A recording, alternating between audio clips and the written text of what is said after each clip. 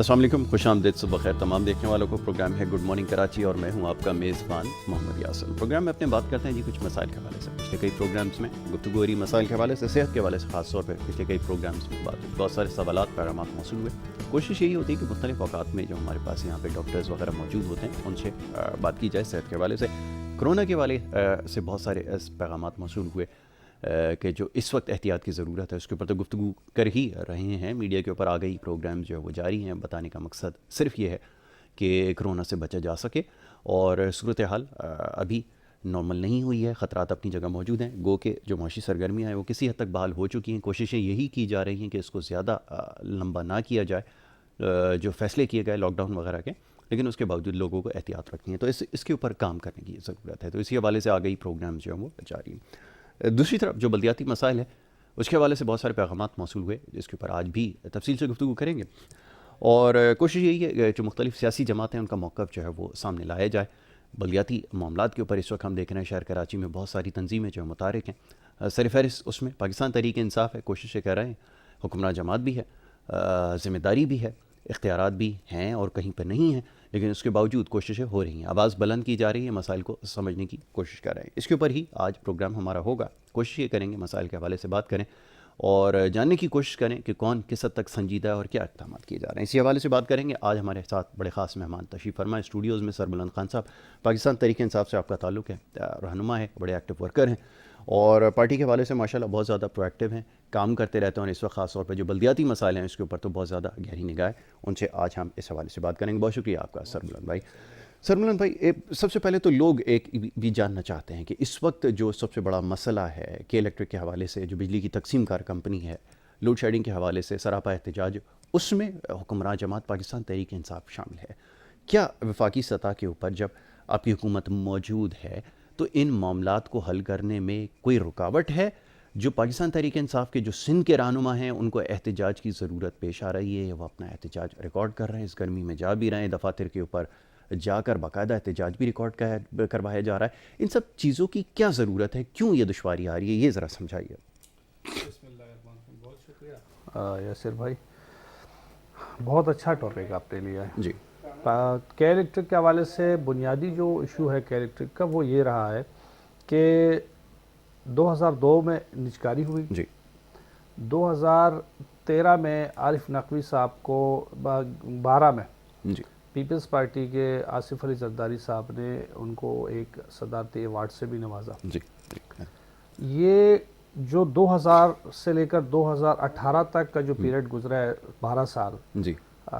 इसमें 16 साल इस 16 साल में के इलेक्ट्रिक को किसी ने लगाम नहीं दी, किससे पूछा नहीं, सब्सिडी देते रहे, हर किस्म के मराहत ये देते रहे, अपनी मुनाफली करते रहे। आज के इलेक्ट्रिक जो है एक हाथी बन गया है और इस के इलेक्ट्रिक को लगाम लगाने के लिए हमने पार्टी के विदिन पार्टी हमने आवाज़ उठाई।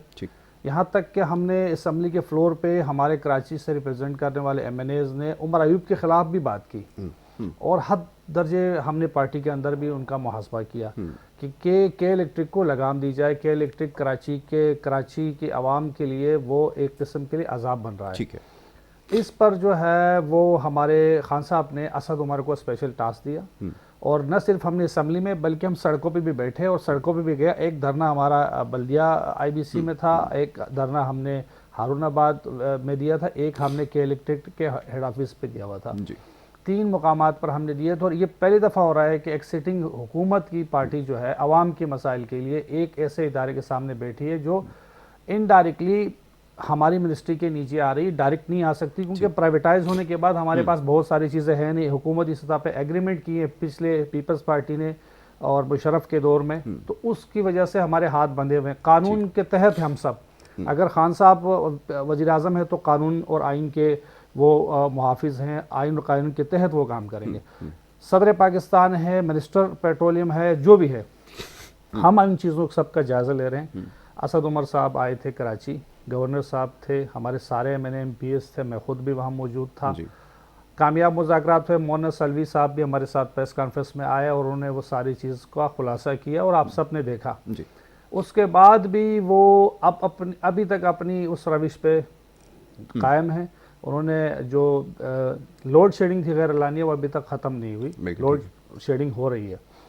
इस पर खान साहब ने कल नोटिस लिया और के इलेक्ट्रिक के तमाम जो इनके बाला अफसरान हैं उनको भी बुलाया, मिनिस्ट्री को भी, असद उमर साहब के मौजूदगी में खान साहब की सरबराही में आज इजलास होने जा रहा है ठीक इस के इलेक्ट्रिक के इशू पे। हो सकता है कि हम के इलेक्ट्रिक को ये आखिरी वार्निंग दे दें और ये भी हो सकता है कि हम के इलेक्ट्रिक को वापस अपनी तहलील में ले लें, कौमी तहलील में ले लें, क्योंकि वजह यह है कि जितने भी इदारे बने हैं वो आम की सहूलत के लिए बने हैं। ठीक है। और मैं आपकी तवज्जुह से ये सजेस्ट करता हूँ अपने पार्टी के बड़ों को कि जिस तरीके से मोबाइल की 4 कंपनियां हैं, मोबलिंक है या टेलीनार है या यूफोन है या जोंग है, जो भी, इसी तरीके से के इलेक्ट्रिक के अंदर भी 4-5 कंपनियां होना चाहिए जो आवाम को सस्ती और अच्छी सहूलत दे सके, घरों तक कंपटीशन आ सके। जैसे एक दौर ऐसा था कि हम फोन अगर कोई करता था, जो सुनता था वो भी पैसे देता था। बिल्कुल ठीक। अब यही एक हमने कंपटीशन यहाँ भी लाना है। लाइनें जितने भी हैं वो हुकूमत में तहवील में ले और तमाम इदारों को बिजली की तरसील का आप उनको दे दें, जो भी एक क्राइटेरिया है उसके तहत कि भाई आप बिजली बेचें, आवाम को सस्ती, आपके दरमियान मुकाबला है, जो सस्ती अच्छी सर्विस देगा आवाम वहाँ से लेगी। तो एक मेरे ख्याल में कंपटीशन जब होगा तो सर्विस और क्वालिटी और रेट, ये सब चीज़ों का जो मुकाबला होगा तो उनके लिए आसानी होगी। तो के इलेक्ट्रिक जो है, अगर वो एक, बल्कि मैं के इलेक्ट्रिक नहीं, जितने भी पाकिस्तान के इदारे हैं, जब स्विगेस को ले लें, क्योंकि जब से मैंने होश संभाला है, स्विगेस एक ऐसा इदारा था जो अरबों रुपए कमाता था, और बल्कि हम ये कहते थे कि यार स्विगेस इदारा है जो पाकिस्तान को भी चला सकता है, पूरे मुल्क की मईशत को सहारा दे सकता है। लेकिन अफसोस के बाद जब हम हुकूमत में आया तो 157 अरब रुपए का वो भी लॉस में जा लॉस किया हुआ था। ठीक है। तो कोई एक इदारा रहा नहीं कि जिसको हम कहें चाहे पीआई ले ले, चाहे कोई स्टील मिल ले ले, चाहे बहुत सारे इदारे हैं जो बिल्कुल आवाम के जेब पे रोज़ हम टैक्स के ज़रिए हमारी हुकूमतें डाका डाल के इनकी जेबों में इन इदारों को चलाने के लिए लगता है। और इन सारी की जिम्मेदारी जो है पीपल्स पार्टी, नून लीग, जितनी भी हुकूमतें गुजरी हैं उनकी है, उनकी मिसमैनेजमेंट, सियासी भर्तियाँ और गलत लोगों को अपॉइंट करना इतने बड़े बड़े ओहदों पर, जहाँ पर पूरे इदारे को चलाने के लिए बहुत ही ज़्यादा काबिल प्रोफेशनल्स की ज़रूरत होती है जो इदारे को उठाएं। अब जब के इलेक्ट्रिक प्राइवेट नहीं था, सरकारी था, तो उस वक़्त ये अरबों रुपए का नुकसान कर रहा था। जैसे प्राइवेट हुआ तो पिछले साल 40 अरब रुपए के इलेक्ट्रिक ने कमाए, उससे पिछले साल भी कमाए, उससे पिछले साल भी कमाए।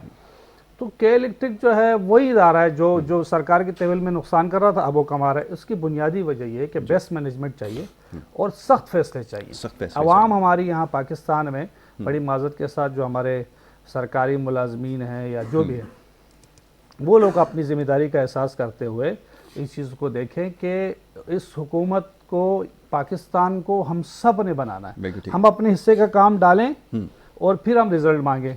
हम रिजल्ट अपने हिस्से का काम डालते नहीं है इसमें, हम अपना काम खुशलोबी से करें, ईमानदारी से करें, देखें पाकिस्तान कैसे तरक्की कर रहा है। बिल्कुल ठीक है। अच्छा, अब ये फरमाइए कि एक मसाइल की एक बड़ी लंबी फहरिस्त है जिसके अंदर ओवर बिलिंग का इशू है और बहुत सारे दीगर मसाइल हैं, कहीं बिजली चोरी के इशूज़ हैं, इस तरह के मामला हैं। लेकिन सवाल ये किया जाता है कि अब ये सारे मामला हैं, जैसे अभी ये दावा किया जा रहा था, थोड़ी देर पहले हम खबरों में देख रहे थे कि जनाब को इलेक्ट्रिक ये दावा करती है कि जनाब कराची शहर से लोड शेडिंग ख़त्म हो गई। अब इस बात पे कौन यकीन करे? अच्छा, इसका एक मंतकी जो अंजाम है वो इस तरह वो हो सकता है कि इसका ऑडिट करवाया जाए, तो गवर्नमेंट के इख्तियार में है, इसका भी मुतालबा क्या करते हैं? क्या इसके बारे में बात करते हैं कि ऑडिट कर दिया जाए? ताकि आपने बहुत अच्छी बात की है, मैं मिस कर गया था कि गवर्नर साहब ने उस प्रेस कॉन्फ्रेंस में ये भी कहा था कि हम नेपरा को हम खुद यहाँ से ऑडिट के लिए रिक्वेस्ट करेंगे कि वो के इलेक्ट्रिक के तमाम बिलों का ऑडिट करे। अगर ओवर बिलिंग कहीं भी है हमें कंप्लेनें बहुत ज़्यादा मौसूल हो रही हैं और है, हम उसका ऑडिट करेंगे और जिससे भी पैसे ज़्यादा लिए उनको हम रिकवर करा के देंगे। ठीक है। तो ये उसके लिए कल गवर्नर साहब ने लेटर भी भेजा है नेपरा को, अपनी उसमें जो भी मुतल्लिका इदारे हैं उनको भी भेजा है ताकि उस पर फौल कार्रवाई हो, क्योंकि ये हमारी जिम्मेदारी है आवाम को सहूलत देना। और आपको पता है पूरे के पूरे इदारे जो हैं ऐसे हैं कि जिसको हमने रिफॉर्म करना है, इसमें हमने बेहतरी लानी है। ज़ाहिर तकलीफ़ होगी लोगों को और ज़ाहिर है हमने बर्दाश्त करनी है, रिस्ट्रक्चरिंग है, और चीज़ों को हम नए सिरे से बनाएंगे तो तोड़ के बनाना पड़ता है। आपको पता है किसी चीज़ को बनाना पड़े तो हम कोशिश ये करते हैं कम से कम नुकसान हो, लेकिन अब PIA में आपने देखा जहाज़ों में जो पायलट के जो इशूज़ थे, अब सच बोलना भी जुर्म है, नहीं बोलो तो भी मतलब मसले है ना यार। आप देखें एक जहाज़ के अंदर हमारे 92 पैसेंजर्स थे, अल्लाह उनको गरीक़े जन्नत करे। वो एक बड़ा सानहा है हम सब के लिए कि हुकूमत की जिम्मेदारी है ये। अगर हम जो पायलट्स हैं वो भी प्रॉपर ना हो, प्रोफेशनल ना हो, वो ट्रेन ना हो, उनके पास लाइसेंस ना हो, जाली ये सारी डिग्रियों पर ये सियासी भर्तियां की गई हैं। जो लोगों ने सोशल मीडिया पे आपने देखा होगा कि लोग कहते थे कि भाई जो W11 के जितने भी ड्राइवर थे वो पायलट बन गए, अब वो पायलट से क्या दोबारा W11 में आ रहे हैं, खुशखबरी है। तो ये सब चीज़ें आपके सामने हैं, चूँकि हम इन सब चीज़ों पर अब बड़ी सख्त और कड़ी निगाह है। और खान साहब ने कल अपने तमाम मिनिस्टरों को कहा भी है कि मुझे ज़बानी जमा खर्च नहीं चाहिए, मुझे परफॉर्मेंस चाहिए, मुझे परफॉर्मेंस दिखाएं, मैं डायरी में नोट कर रहा हूँ। ठीक है, अच्छा अफसर बुलंद ये बताइए कि अब जो इदारों की बात हो रही है, PIA की जब बात करते हैं, सबसे बड़ा मसला ये रहा कि जो सियासी जमातों का इन्फ्लुएंस था, जो तंजीमें बनी, जो लेबर यूनियंस बनी, ये एक बहुत बड़ी वजह बनी है जो रिपोर्ट्स के अंदर शाया हो चुका है। इससे पहले भी इन तमाम चीज़ों की निशानदेही हो चुकी है कि इनकी वजह से इदारे की कारकर्दगी मुतासर हो रही है। आप खुद क्योंकि लेबर को लीड करते हैं, देखते हैं, यूनियंस को काम करवाते हैं, काम उनके करते हैं, आवाज़ सुनी जाती है, उनके हुकूक के लिए आवाज़ बुलंद करते हैं। लेकिन अब सवाल ये पैदा होता है कि अगर गवर्नमेंट इसको प्राइवेटाइजेशन की तरफ ले जाए, जो इसका इस वक्त अल्टीमेट सॉल्यूशन नज़र आता है कि इस मसले का वाहिद हल ये कि इसको प्राइवेटाइज कर दिया जाए, फिर इसको निजी कंपनी आकर अगर कोई रन करे, तो ये जो सियासी मुदाखलत है, या अगर सियासी तंजीमें यहाँ से ख़त्म हो जाएंगी तो मामला कैसे चढ़ेगा, ये ज़रा समझा दीजिएगा अगर आप इसके हक़ में हैं। तो फिर आप ये बताइए कि सियासत कैसे, थोड़ी सी गुफ्तगू है, थोड़ी सी इसकी वजाहत भी ज़रूरी है। जी जी जी।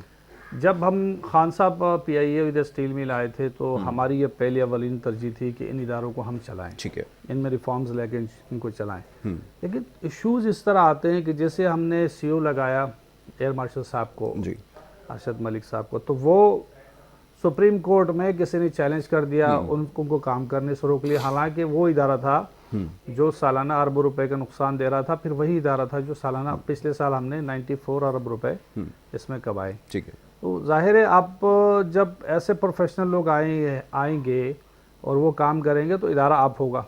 अब ऐसे लोगों को यहाँ पर हमारे पास जिस तरीके से लोग हैं, एक अब खान साहब जब कहते हैं कि माफियाज हैं, उस माफियाज में बहुत से लोगों ने पाकिस्तान को यरगमाल बनाया हुआ है। ठीक है, उसमें टैंकर माफिया है, चीनी माफिया है, आटा माफिया है, कुछ पॉकेट यूनियंस भी होती हैं जो मजदूरों के नाम पर सिर्फ अपने जेबें भरते हैं। ऐसा ही, ऐसे लोगों की वजह से फिर ये ऐसे मसले हो जाते हैं कि वो इदारा जो तरक्की करना उस जिसको चाहिए वो नीचे की तरफ जाता है। ठीक है, हम तहरीक इंसाफ का ये स्टांस है कि मजदूरों की जो हुकूक है उसमें तो 1% भी कॉम्प्रोमाइज़ नहीं है। ठीक है, उनके हुकूक, मैं तो कहता हूँ कि हम इसमें भी शामिल करें कि उनके बच्चों को भी तालीम हम दें, गवर्नमेंट दे, वजीफ़ा भी मुकर्रर करें।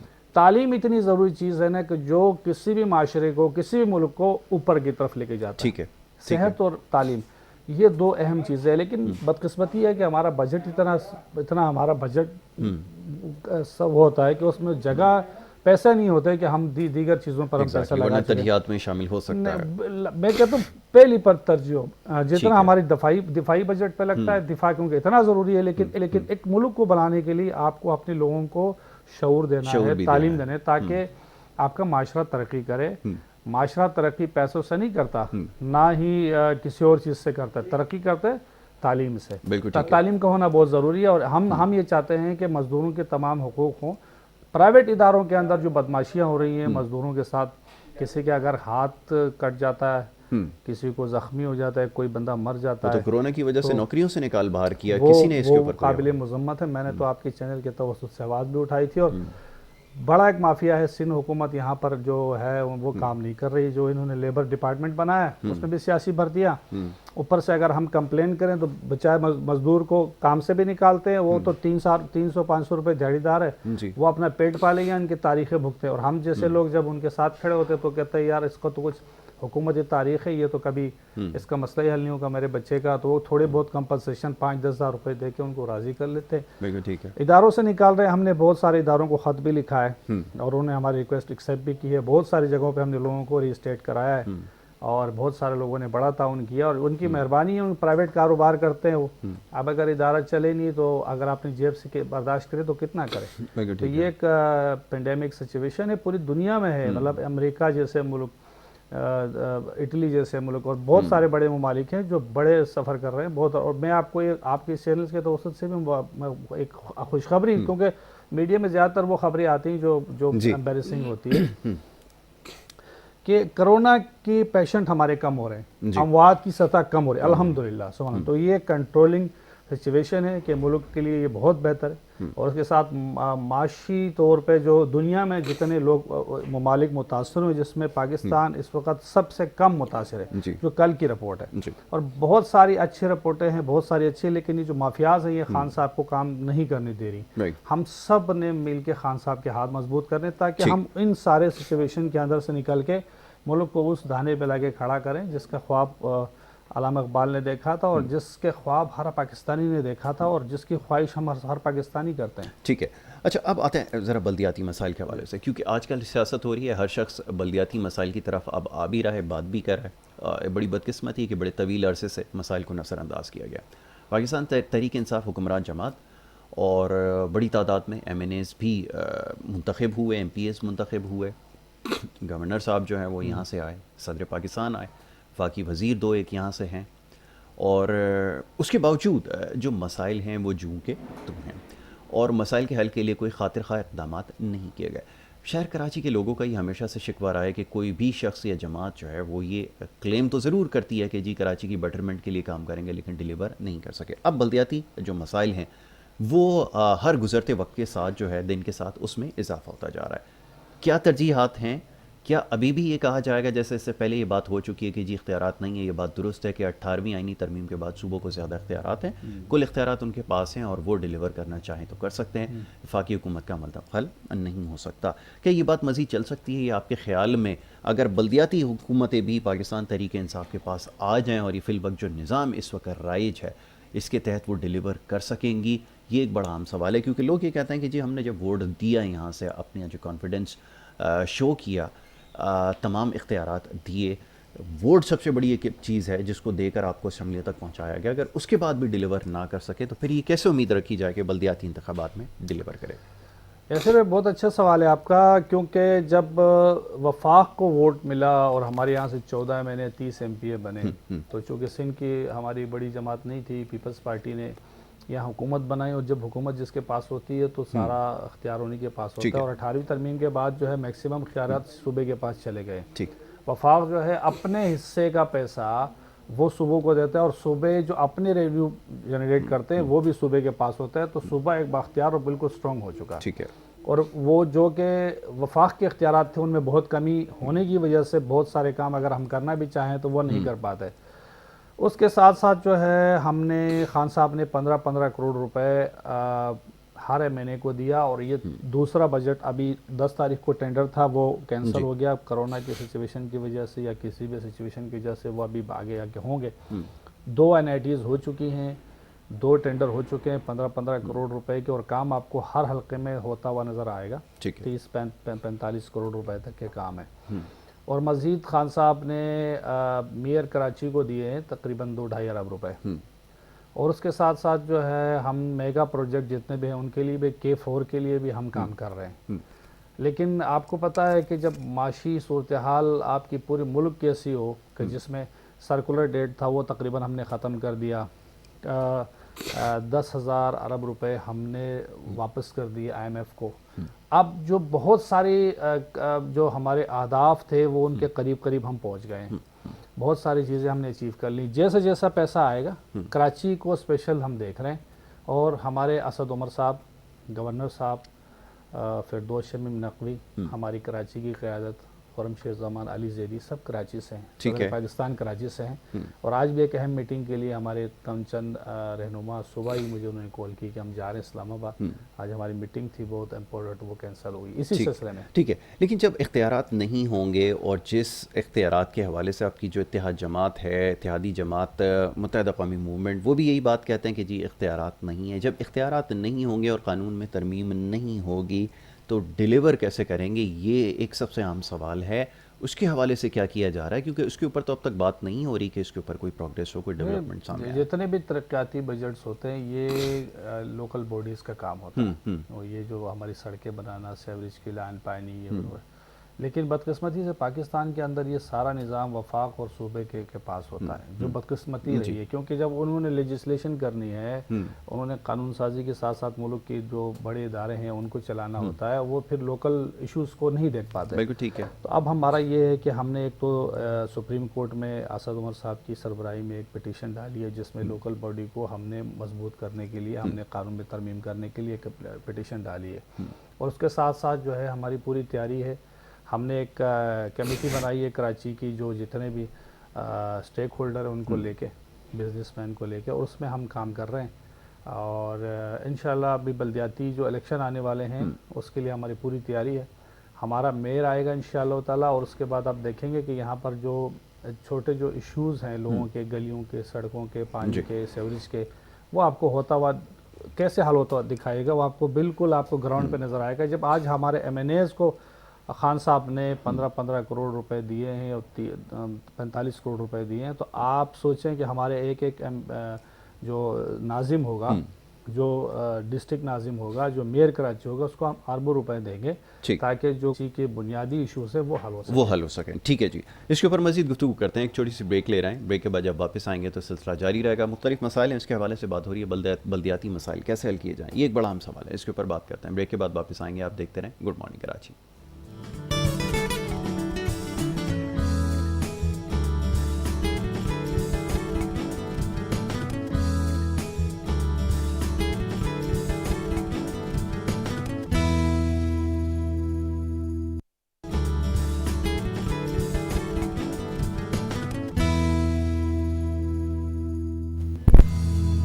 प्रोग्राम में एक दफ़ा फिर आपको खुश आमदीद कहेंगे। ब्रेक पे जाने से पहले जी कुछ गुफ्तगू हो रही थी सरबुलंद खान साहब के साथ, बात हो रही थी कुछ तहरीक इंसाफ के जो काम है उसके हवाले से, बल्दियाती इंतखाबात के हवाले से क्या तैयारी हैं, क्या सोच रहे हैं, कैसे डिलीवर करेंगे, मसाइल को कितना समझते हैं, वो तमाम मामला हैं जिसके ऊपर गुफ्तगू हुई है। इसके अलावा कुछ और दीगर मसाइल हैं जिसके हवाले से अब तक बात हो चुकी है, जैसे अभी बहरान बहुत सारे जो हैं वो सर उठाया, जिन्होंने चीनी का हो, गंदम का हो, इसके हवाले से हुकूमत की क्या कोशिशें हो रही हैं, इस पर हमने गुफ्तगू की। सरबुलंद साहब, मसाइल के हवाले से बात हो रही थी, आज बड़ा अहम दिन भी है, ज़रा ये ख़बर भी पहुंचनी चाहिए, सुबह के वक्त चलें, एक अच्छी खबर, पाकिस्तानियों को बड़ी देर से इसका इंतज़ार था भाषा और दयामिर के हवाले से। तो आज खान साहब जो है वो विज़िट कर रहे हैं, क्या तरजीहात में शामिल है, ज़रा मैं चाहूँगा इसके ऊपर थोड़ी गुफ्तगू हो। जो हमारी वाटर एंड पावर की जो वजारत है फैसल वाडा साहब का, फैसल वाडा हमारे हल्के से हैं, 249 बहुत काम कर रहे हैं हमारे हल्के में भी, डिस्पेंसरीज और रोड्स, कारपेटेड, मतलब पानी के इश्यूज़ पर बहुत अच्छा काम कर रहे हैं। इसके अलावा हमारे हल्के के अंदर जो है कोई गरीब आदमी, कोई ज़रूरतमंद हो, उनकी भी हेल्प के लिए पहुंचते हैं, और एक उनका ये एक विज़न है और उनकी सोच है। इसी तरीके से फैसल वाडा साहब को मैं आपके प्रोग्राम के तवज्जुह से भी खैर तहसीन पेश करता हूँ कि रात दिन काम करके जो बड़े डैम्स, यानी कि पाकिस्तान की तारीख में अगर देख लें तो एक तो जनरल अयूब के दौर में कोई 4-5 डैम बने, और उसके बाद कोई डैम बना ही नहीं। आप सोच रहे हैं कि कोई डैम नहीं बना।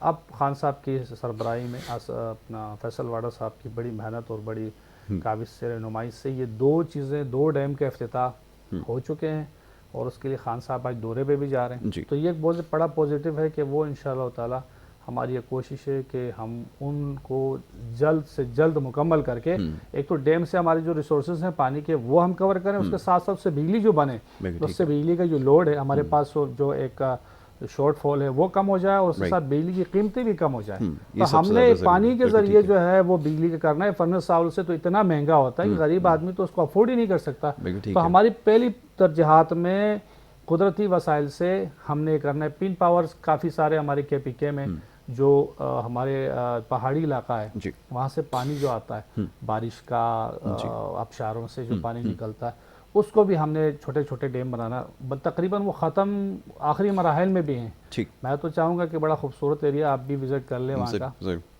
और मैं तमाम टूरिज़्म के हवाले से भी हमने स्पेशल एक हमने वो बनाई हुई है कि टूरिज़्म भी उसमें बहुत इजाफा हो रहा है। बहुत सारे लोग पाकिस्तान अभी आ रहे हैं, खान साहब ने उसको प्रमोट किया और टूरिज़्म के हवाले से भी हमने बड़ा अच्छा प्लान दिया। वो हम भी इंशाल्लाह मैं नेक्स्ट प्रोग्राम में आपको उसकी तफसील बताऊंगा। तो वो जो डैम है जो छोटे डैम है वो भी और बड़े डैम, आज खान साहब फैसल वाडा साहब के साथ जा रहे विज़िट करने के लिए, वो देख रहे हैं कि काम क्या कितना हुआ है। और आपको इंशाल्लाह कौम को अच्छी खबरें मिलने वाली हैं, जो बेसिक खबरें जिससे कौम बनती है, जिससे कौम उठती है, जिससे मसाइल का जो एक हल है वो ना होता हुआ नज़र आता है। मसनूई तौर पे डॉलर को बनाना, मसनूई तौर पे देखो, ये तो वो लोग हैं पीपल्स पार्टी वाले जो अयान अली के साथ जो की वजह से अरबों खरबों रुपए यहाँ से मुल्क से यहाँ बाहर लेकर गए। और आप ये सब चीज़ें रिकॉर्डेड है। मुल्क का सरबराह अगर ऐसे करने लगे कि अयान अली जो है वो करोड़ों रुपए लेके जाए, मैं तो हैरान हूँ कि पीपल्स पार्टी को क्या हो गया है कि पीपल्स पार्टी अपने ऐसे लीडरान को डिफेंड कर रहे हैं। जैसे कादर पटेल साहब ने अली जैदी साहब के ऊपर इल्ज़ामात लगाए। मुझे तो शर्म आती है कि ये कहते हुए भी कि हम हमारा वो हमारी वो तालीम नहीं है, हमें खान साहब ने सिखाया नहीं है। वरना मैं चैलेंज करता हूँ कादर पटेल साहब को कि अपने हलके में तो आए। ठीक, इन्होंने जितने भी वहाँ पर वो बनाए आरओ प्लांट्स, आप मेरे साथ कैमरा लेके चलें, एक भी आरओ प्लांट से एक गिलास पानी नहीं मिल रहा वहाँ पर। अरबों रुपए वहाँ पर लगे हैं, सारे करप्शन की निगाह हुए, कचरे के ढेर लगे हुए हैं, सड़कें बदहाल हैं, गायें टकरे मार के लोगों को मार रहे हैं जान से। कितने केसेस रिकॉर्डेड हुए हैं। कादर पटेल साहब को तो पता नहीं, मिसिंग पर्सन है, हल्के में तो ये जा नहीं रहे। सूबाई हुकूमत इनके पास है, सारे फंड इनके पास है, 1 रुपए हल्के में तो लगा नहीं रहे। खुद करप्शन के माहिर हैं, इन्होंने पिछला टिकट उजैर जान से लिया, सारी चीजें रिकॉर्डेड पे हैं। आप अली जैदी साहब के ऊपर उंगली उठा रहे। अली जैदी साहब तो आप यकीन करें कि हमारी पार्टी में चंद उन लोगों में से हैं जो खान साहब की नजरिए पर 100% पर अमल है और उनकी किरदार के ऊपर उंगली उठाना ऐसा है कि सूरज को जो है वो आप चिराग दिखा दे। कि मैं कह रहा हूँ कि अली जैदी साहब जो है बिल्कुल एक ऑनेस्ट इंसान है, बड़े अच्छी तरीके से अपनी वजारत भी चला रहे हैं। और मैं तो चैलेंज करता हूँ इनको कि जो गैंग वार के लोग हैं, ये इनके जो कादर पटेल साहब है, इनके जो साथी सईद गनी साहब है, अपने हल्के में जाएं, वहाँ मनशियात बिक रही है, वहाँ हॉस्पिटल्स के अंदर और अपना स्कूलों के अंदर गद्दे बंधे हुए हैं। अभी इस कराची भी की बात कर रहा हूँ मैं, चनेसर गोड की बात कर रहा हूँ। तो ये इन लोगों को जरा होश के नाखून लेने चाहिए, इनको शर्म आनी चाहिए कि ऐसे लोगों पर आप कीचड़ उछाल रहे हैं, अपने गिरबानों में जरा देख रखा। ठीक है जी, अकाउंटेबिलिटी होनी चाहिए जी, सिर्फ महज इल्ज़ामात नहीं लगने चाहिए। अब ये तमाम ही लोगों के लिए है कि अपने हलकों में जाएं, वहाँ की सूरत हाल का जायज़ा लें और डिलीवर करने की कोशिश करें। मैं इल्ज़ामात लगाने से मसले हल नहीं होते। बहरहाल जी, इसके ऊपर कोशिश तो यही होती कि पीपल्स पार्टी से भी कोई यहाँ पर मौजूद होता, उनसे भी इस बारे में ज़रूर बात करते। लेकिन बहरहाल जी, एक बात तो दुरुस्त है कि जो प्रोग्रेस है उसको भी ज़रूर हाईलाइट करना चाहिए, उन चीज़ों का भी यहाँ पे तस्करा होना चाहिए। बहरहाल आज के दिन की बड़ी खबर है जी, दामिर और भाषा के हवाले से प्राइम मिनिस्टर जो है वहाँ पर आज जा रहे हैं, उसकी प्रोग्रेस का जायज़ा लेंगे, जिससे अंदाज़ा ये होता है कि जी कितनी दिलचस्पी मामलात में रखते हैं और मामलात को हल करने के लिए कितने संजीदा है। ये इस वक्त की सबसे अहम ज़रूरत है। उम्मीद यही है, अल्लाह करे कि तमाम जितने भी प्रोजेक्ट्स हैं पाया तकमील तक पहुँचें और इसके अलावा जो मसाइल हैं, बल्दियाती मसाइल हैं या दीगर जो मसाइल हैं, उनको भी जल्द से जल्द जो है वो हल कर लिया जाए। मैं बहुत शुक्रगुजार हूँ सरबुलंद खान साहब का कि उन्होंने अपना कीमती वक्त दिया, प्रोग्राम में हमारे साथ यहाँ पे शरीक हुए और उनसे मुख्तसर वक्त में हमने गुफ्तगू की कुछ मामलात के हवाले से बात की। सेगमेंट की तरफ बढ़ेंगे, ब्रेक की तरफ जा रहे हैं, देखते रहें प्रोग्राम गुड मॉर्निंग कराची।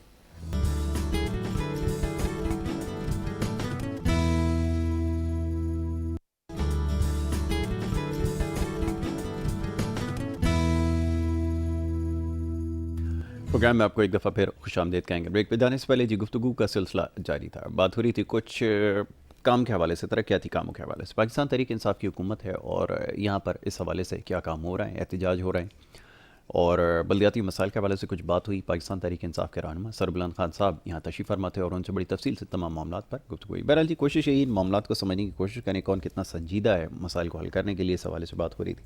पैगामात आपके मौसूल हो रहे हैं, इसके ऊपर कोशिश करेंगे, गुफ्तगू करें, ख़ासतौर पर जो माशी मामलात हैं उसमें कैसे बेहतरी लाई जा सकती है, वो तमाम चीज़ें जिसके ऊपर अब हमारी गुफ्तगू होगी।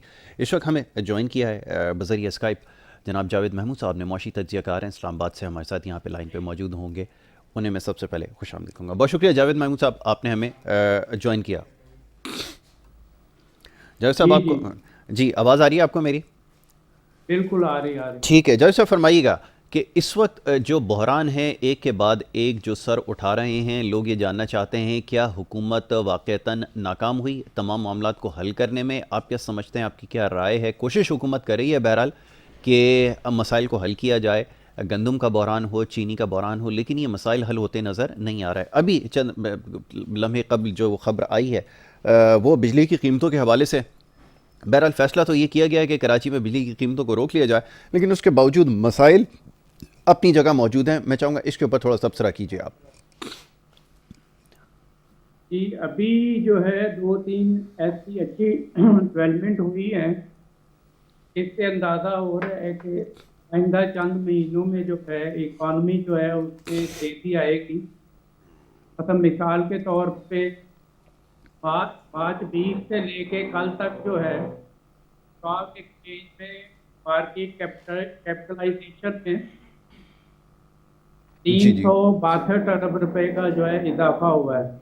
ठीक है। 5-20 में तकरीबन 1288 अरब रुपए का जो है मार्केट कैपिटलाइजेशन था, जी जी जो कल तक जो है 1650 अरब रुपए तक वो बढ़ गया है। उसकी वजह ये है कि लॉकडाउन में जो है वो उसमें बेहतरी आई है और उसका जो हुकूमत ने वो बंदी लगाई है गवर्नमेंट के इंस्टीट्यूशन पे कि वो सेविंग स्कीम में इन्वेस्ट नहीं करेंगे, वो दूसरी जगहों पे इन्वेस्ट करेंगे, चाहे वो स्टॉक में करें या वो किसी और जगह पे। दूसरी एक बहुत बड़ी डेवलपमेंट हुई है कि एक हफ्ते के दौरान प्रॉपर्टी की कीमतों में 10 से 15% जो है वो इजाफा हुआ है। और उसकी वजह जो ये है कि हुकूमत ने जो पैकेज दिया है कंस्ट्रक्शन के लिए, उसमें एक तो ये अलाउ कर दिया है कि आप इन्वेस्ट करें जितना चाहें, और मार्कअप जो है वो बहुत ही लो होगा, 5% होगा, 3% होगा। और इसके अलावा ब्लैक मनी जो है वो भी उसमें अलाउ कर दिया है। Right right. अब लग ये रहा है कि ईद की छुट्टियों के बाद जो है इकोनॉमी में तेजी आएगी और जो सेक्टर जो अभी तक है वो डेड पड़े हुए हैं उसमें वो भी एक्टिव हो जाएंगे। और आप देखेंगे कि आगे जो ईद के बाद जो 4 हफ्ते उसमें इम्प्रूवमेंट आएगी। ठीक है। अच्छा ये फरमाइएगा, जो कोरोना की वजह से अभी तक जो नुकसानात हुए हैं उसकी वजह से क्या आपकी इकॉनमी को बर्दाश्त करना पड़ेगा? प्लस ये कि आपके पास एक प्लान होना चाहिए कि अब वो आपको शायद नज़र आ रहा हो, आप इस बारे में बात करें। मैं चाहूँगा कि ये जो अब तक डैमेजेस हुए हैं, अनएम्प्लॉयमेंट का इशू हुआ और जो दीगर मसाइल हैं, इनको कैसे ओवरकम करेंगे? इसके लिए भी तो कोई आपके पास पॉलिसी होनी चाहिए, क्योंकि इस वक्त अनएम्प्लॉयमेंट एक सबसे बड़ा मसला है ग्लोबली, पाकिस्तान के लिए भी एट द सेम टाइम ये एक बहुत बड़ा मसला है। इसको कैसे ओवरकम किया जाएगा, ये ज़रा समझाइए। देखिए उसमें नुकसान तो बहुत हुआ है उसमें पूरी दुनिया में भी, पाकिस्तान में भी हुआ है लॉकडाउन की वजह से। अब उसका जो है अब इन्होंने इक़दाम जो है वो अब किए हैं कि बिजनेस के भी वो पहले से जो है वो तेजी से जो है वो लोन दे रहे हैं, रिशुल दे रहे हैं। मसलन कल एचसीसी ने फैसले जारी की है जी नॉन बैंक जो इंस्टीट्यूशन है उन्होंने ये 2-3 महीनों में 36 अरब रुपए से जायद के कर्जे जो हैं वो शेड्यूल भी दिए हैं और पे कर्जे जारी। जी जी। इस तरह भी बैंकों का जो नंबर आएगा तो वो मिला के लगता है कि ये 100 अरब रुपए से ज्यादा का जो है लोन भी तो हो चुके हैं।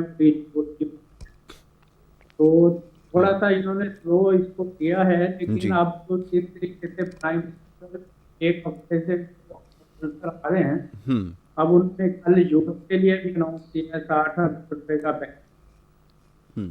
अब लग ये रहा है कि आप इसको पहले से बेहतर तरीके से हैंडल कर सकेंगे, जो पहले अच्छे तरीके से वो एक काम नहीं ले सकते थे। हम्म अब उनको एहसास हुआ है कि अब इकॉनमी को बेहतर करने के लिए, लोगों को रोजगार दोबारा वापस देने के लिए और कारोबार को चलाने के लिए हम्म ये एग्रेसिवली काम करना पड़ेगा। हम्म और तीसरा वाले से हुकूमत को ये चाहिए कि जो मॉनिटरिंग है इनके हम्म फैसलों उसको बेहतर किया जाए कि इम्प्लीमेंटेशन जो है क्या हो रही है, उसमें क्या रुकावटें आ रही हैं हम्म और लोगों की जो उसमें ज़रूरतें हैं वो क्या हैं। ठीक असल आम आदमी को अभी भी लोन जो है वो नहीं मिल रहा, हम्म और अगर मिलेगा भी तो वो 20% 25% जो है वो मार्केट जो है वो चार्ज करेंगे। राइट ये जो इन्होंने यूथ के लिए अनाउंस किया है कि जी 5% पे लोन मिलेगा, 3% पे मिलेगा, बाकी गवर्नमेंट जो है वो बैंक को देगी। लेकिन उसपे भी शराइत इतनी रखी हुई हैं, गारंटर चाहिए, एसेट चाहिए हम्म और चाहिए, हर बंदे के पास ये नहीं है। बिल्कुल ठीक है इस हवाले से कोई पॉलिसी बनाए ना कि भाई जिन लोगों के पास गारंटर नहीं है, एसेट नहीं है, उनको जो है वो किस तरह से सपोर्ट करते हैं कि वो कारोबार शुरू कर सकें, जो भी है। हम्म बिल्कुल ठीक है आपने कहा ये यकीनन इस चीज़ को मेक श्योर करना चाहिए कि सॉफ्ट लोन हो और अगर किसी के पास एसेट्स नहीं हैं तो उनको भी ये कर्ज़े मिल सकें। बहरहाल जी ये तो खैर इस बारे में फिर कभी तफसील से गुफ्तगू करेंगे कि जो क्रेडिट ऑफ टेक है ये किस तरह हुई है, किस तरह मटेरियलाइज हुई है और कहाँ कहाँ यूटिलाइज़ हुए हैं या ये आपकी इकोनॉमी में रिफ्लेक्ट हो रहे हैं या नहीं हो रहा है, कितने बिजनेसेस आपके फ्लरिश कर रहे हैं, कितने स्टेबल हुए हैं, ये तमाम चीज़ें इसकी अकाउंटेबिलिटी जो है वो होनी चाहिए, इसके बारे में भी ज़रूर बात करेंगे। ये ज़रा फरमाइएगा कि अब आने वाले वक्त में आपको क्या नज़र आता है, क्योंकि ये करप्शन के अगेंस्ट जो ड्राइव थी ये जारी है, फिर हमने देखा कि चीनी बहरान के ऊपर जो है वो एक कमीशन बनाया गया का फैसला हो जाएगा, नतीजा क्या निकलेगा, अल्टीमेट क्या सोल्यूशन इसका है ये ज़रा बता दें। प्राइसेस के अंदर तो कोई अभी तक कमी नज़र नहीं आई है और इसके अलावा और बहुत सारे बहरान हैं जैसे उठा रहे हैं, इसका नतीजा क्या निकलेगा ये ज़रा समझा दें। देखिए उसमें ये था कि प्रॉब्लम तो बहुत सारे देखे गए हम्म और उसको मिसहैंडल भी किया गया, प्रॉपर्ली हैंडल नहीं किया गया। हम्म अभी जिस तरीके से हुकूमत जो है वो दामाद अनाउंस करती जा रही है कि हम ये भी करेंगे करेंगे, पता इन्होंने मेगा प्रोजेक्ट जो है वो भी अनाउंस किए हैं, बाजी डैम जो है कर दी है, वो डैम कर दी। तो प्रख्याति जो है प्रोजेक्ट हैं वो उनको जितना ज्यादा करेंगे वो बेहतर है।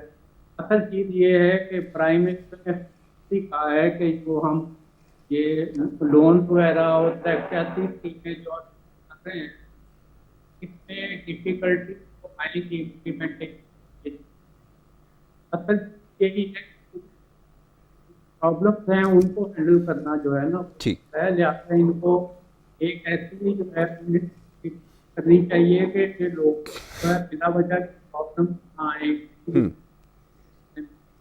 अदरवाइज जो है तरक्याती प्रोजेक्ट और जो है वो इसी तरह से भटकते रहेंगे। राइट राइट ठीक है जी।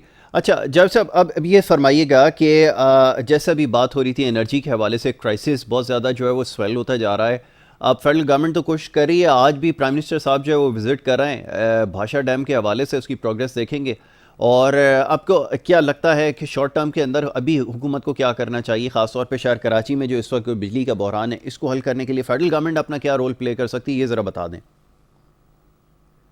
देखिए जहाँ पे डैम का जो ताल्लुक है उसमें अनाउंस तो कर दिया इन्होंने, अब उसके लिए चाहिए कि उसका बिलियन डॉलर जो है ठीक है, इसका मतलब है कि उसको 7 साल में कंप्लीट करने के लिए साल में 2 बिलियन डॉलर जो है जी। अब 2 बिलियन डॉलर जो है वो 160 अरब रुपए का जो एक्सचेंज रेट के हिसाब से देखते हैं ये 300 अरब रुपए से ज्यादा बनते हैं जी।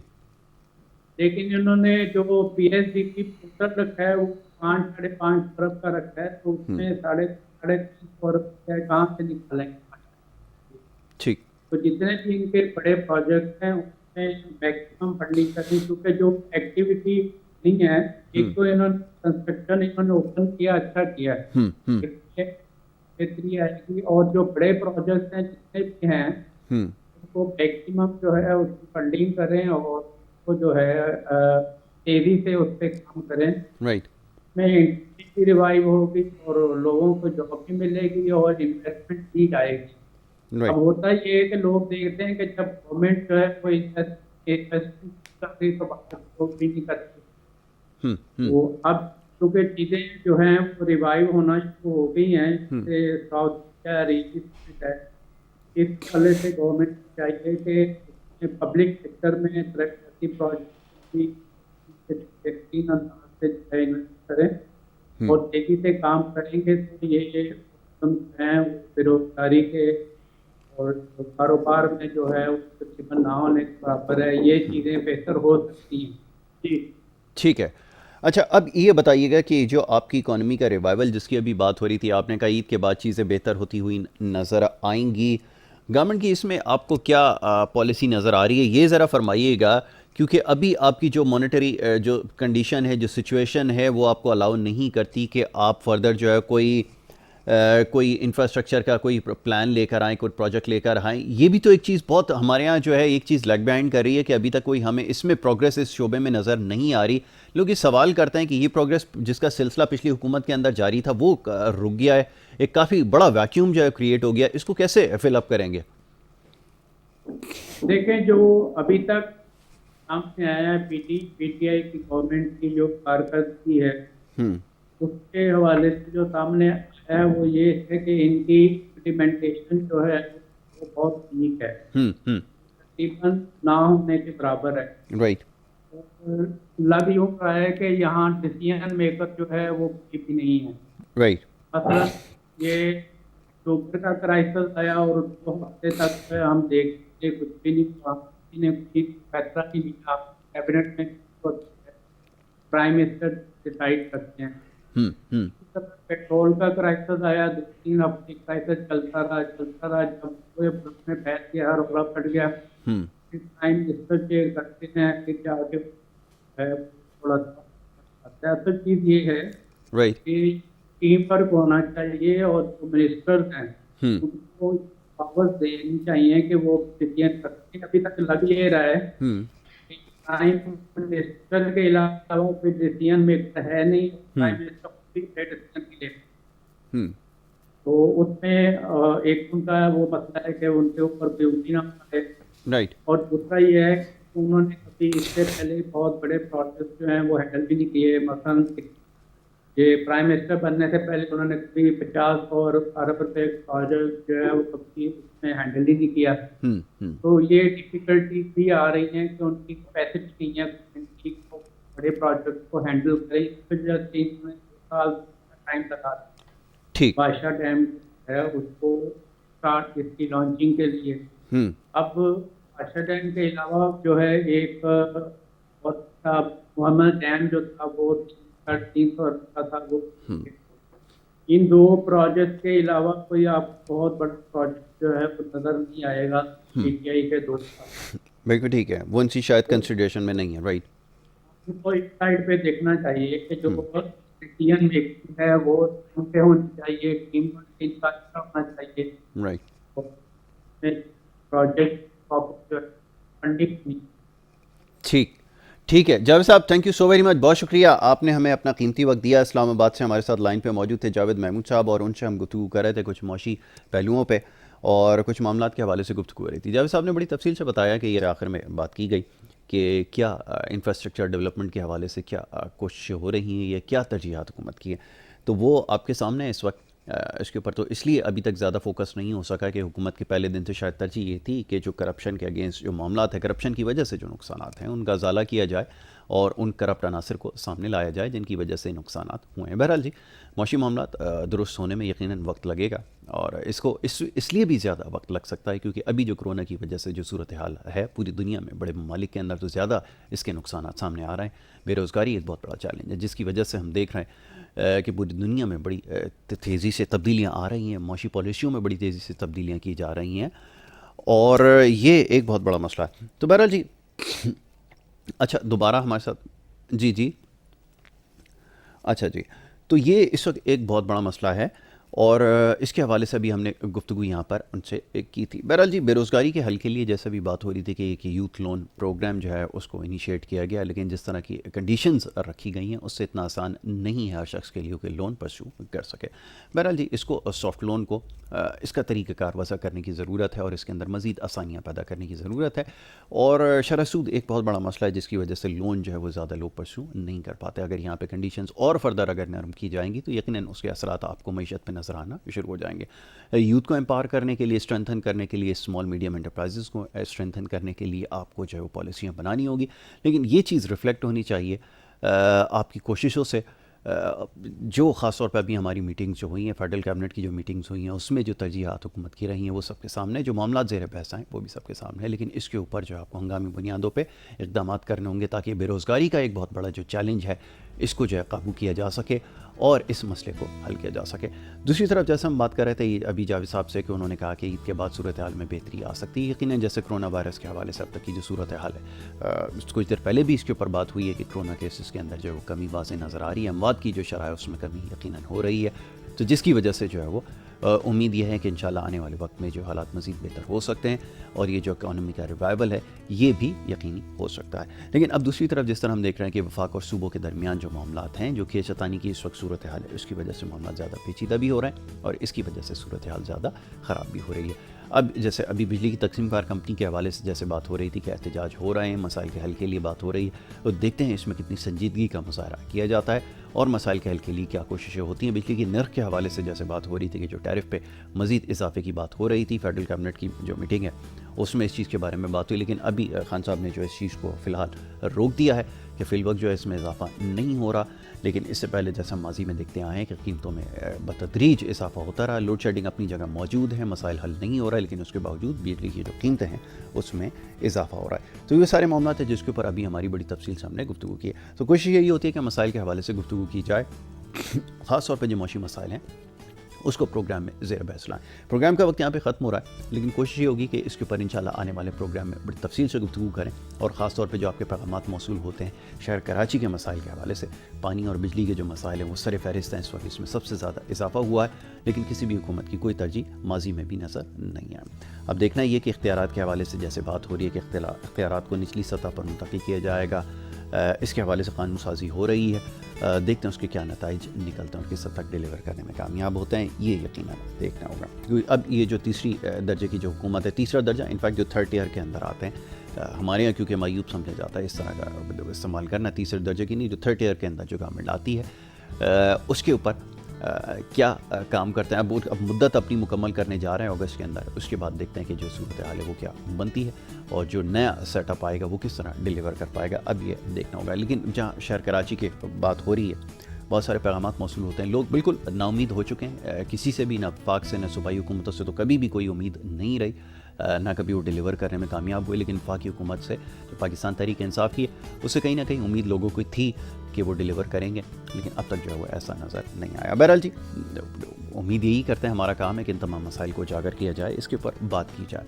तो ये सिलसिला इंशाल्लाह जारी रहेगा, आपके मसाइल के हवाले से इंशाल्लाह गुफ्तगू करते रहेंगे। बहरहाल यहाँ पे आपसे इजाज़त लेनी होगी, लेकिन कल इंशाल्लाह इस प्रोग्राम में दोबारा हाजिर होंगे। अपना बहुत ख्याल रखिएगा। मोहम्मद यासिर को और हमारी टीम को दीजिए इजाज़त। अल्लाह के बाद।